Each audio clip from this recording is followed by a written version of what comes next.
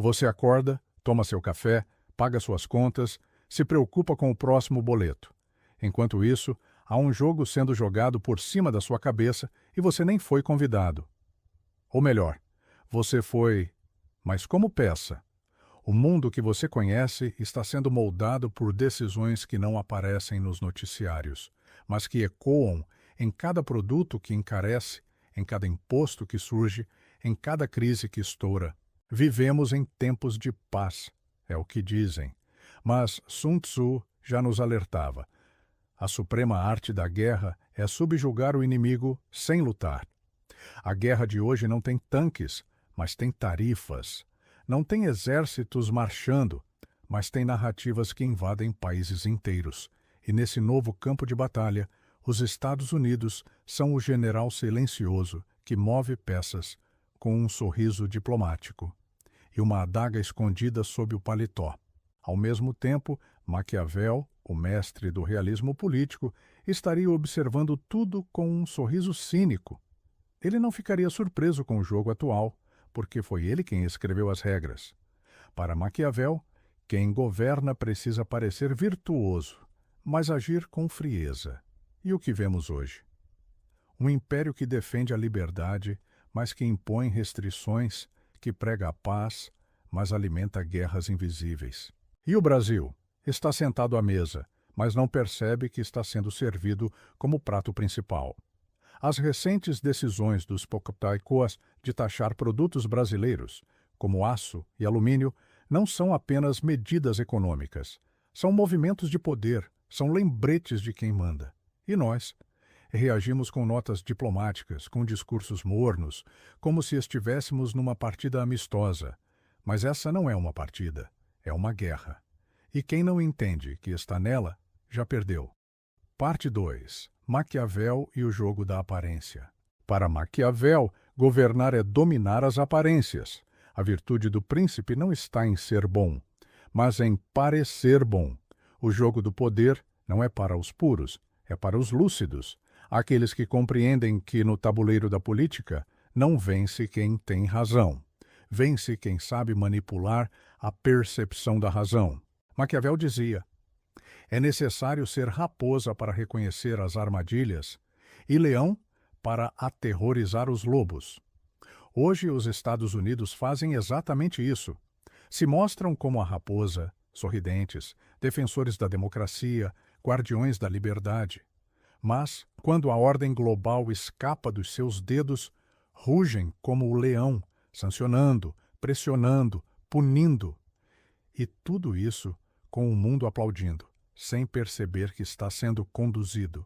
O Brasil, por sua vez, é o exemplo perfeito do que acontece com quem não entende esse jogo. Recentemente, ao tentar fortalecer suas exportações, aumentar sua presença no mercado internacional e estreitar laços com países emergentes, começou a incomodar. Resultado? Tarifas norte-americanas sobre o aço, alumínio e outros produtos brasileiros. Uma resposta rápida, estratégica e silenciosa. Não foi um míssil, mas foi um golpe. E um golpe maquiavélico. Porque a beleza da estratégia de Maquiavel está justamente nisso. Não precisa parecer um ataque. Precisa apenas funcionar. O inimigo deve sentir o peso do poder sem ter como apontar diretamente o dedo. E é assim que o Brasil sangra, sem guerra declarada, sem exército à vista, mas com a economia lentamente sufocada. E como reagimos? Com discursos mansos, com tentativas de agradar, como se estivéssemos tentando convencer o predador a nos poupar, sendo dóceis. Mas Maquiavel jamais aconselharia isso. Para ele, um governante que deseja manter o respeito precisa, acima de tudo, saber impor limites, e quando não se impõe, se é subjugado. Na lógica maquiavélica, o poder nunca é dado, é tomado, e quem espera que o respeito venha da simpatia, está condenado à humilhação. O Brasil continua acreditando que pode negociar como igual, enquanto é tratado como vassalo. Parte 3. Sun Tzu e a arte de vencer sem lutar. Sun Tzu não falava de batalhas com espadas. Ele falava de algo muito mais perigoso: vencer o inimigo, antes mesmo que ele perceba que está em guerra. Enquanto Maquiavel nos ensina a usar a aparência como arma, Sun Tzu nos mostra o poder da invisibilidade, e é assim que se vence no mundo moderno, sem tiros, sem sangue, mas com domínio total da mente, da economia e da narrativa. A frase mais famosa de Sun Tzu, a suprema arte da guerra, é subjugar o inimigo sem lutar. Se aplica com perfeição à maneira como os Estados Unidos operam hoje. Eles não precisam invadir. Eles não precisam ameaçar. Eles colocam um país inteiro de joelhos com uma única decisão: cortar investimentos, sancionar, taxar, influenciar. Um botão apertado em Washington e o preço do combustível sobe no Brasil. Um aperto de mão falso e a soberania se dissolve por dentro. Enquanto o Brasil discute política interna, se perde em escândalos, debates rasos e polarizações fabricadas, os verdadeiros estrategistas estão 2, 3, 10 movimentos à frente. Sun Tzu chamaria isso de vitória perfeita, quando o adversário é derrotado pela desordem que ele mesmo permitiu. A guerra moderna não é por territórios, é por mercados, é por influência, é pela alma de uma nação, sua cultura, sua economia, sua identidade.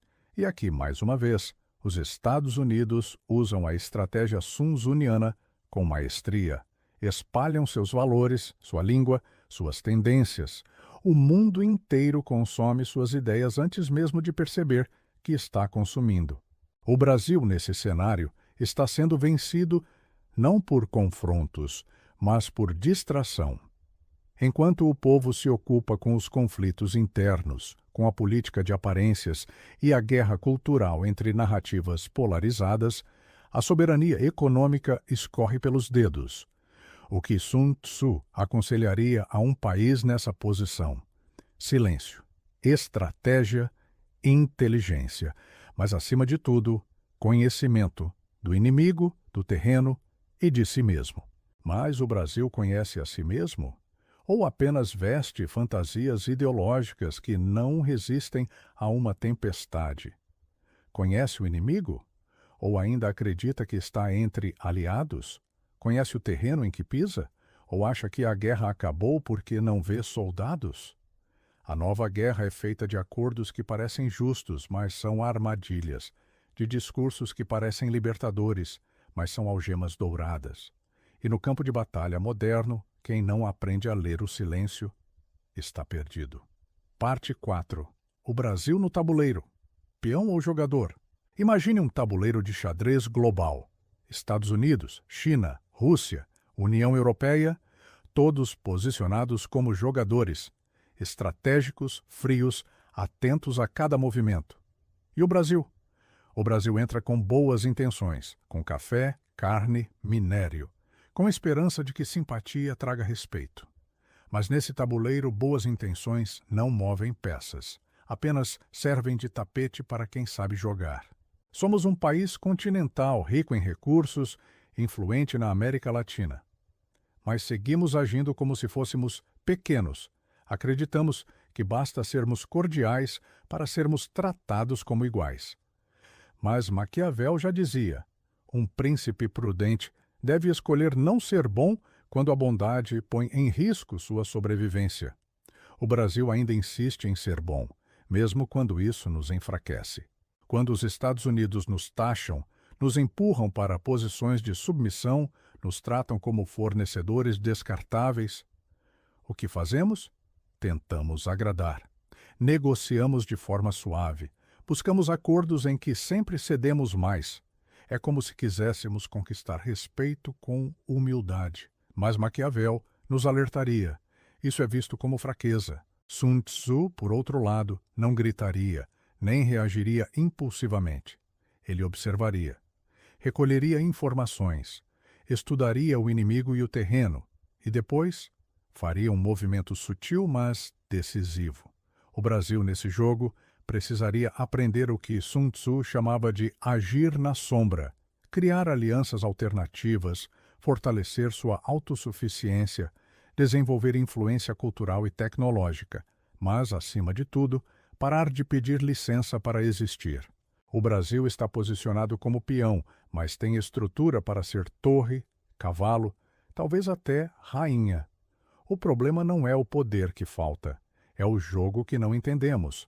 E enquanto continuarmos jogando como se o mundo fosse justo, continuaremos sendo movidos por mãos alheias, sacrificados em nome de estratégias que sequer compreendemos. Se Maquiavel fosse presidente do Brasil hoje, diria que precisamos de autoridade simbólica, aparência de força, capacidade de impor limites. Se Sun Tzu fosse nosso conselheiro, diria que precisamos de silêncio estratégico, antecipação e inteligência territorial. Mas o que temos? Um país dividido, sem foco, onde cada governo muda o rumo da política externa como se fosse brincadeira de criança. Enquanto isso, os jogadores reais continuam jogando. E nós ainda estamos descobrindo que há um tabuleiro. Parte 5. O poder real. Hoje, silencioso, mas implacável. O mundo de hoje não é governado por reis, mas ainda é governado por impérios. A diferença é que agora o trono é invisível e o cetro é uma combinação de influência cultural, algoritmos e acordos econômicos. O novo poder não grita, ele sussurra. Ele entra pela sua tela, pelo seu entretenimento, pelo preço que você paga nos produtos do mercado. Ele não precisa impor, porque você mesmo se adapta. Maquiavel dizia que os homens, em geral, julgam mais pelos olhos do que pelas mãos, pois todos podem ver, mas poucos tocar. Essa é a essência do poder atual. Ele não precisa te atingir fisicamente, só precisa dominar a sua percepção. Hoje, quem controla a narrativa, controla o comportamento.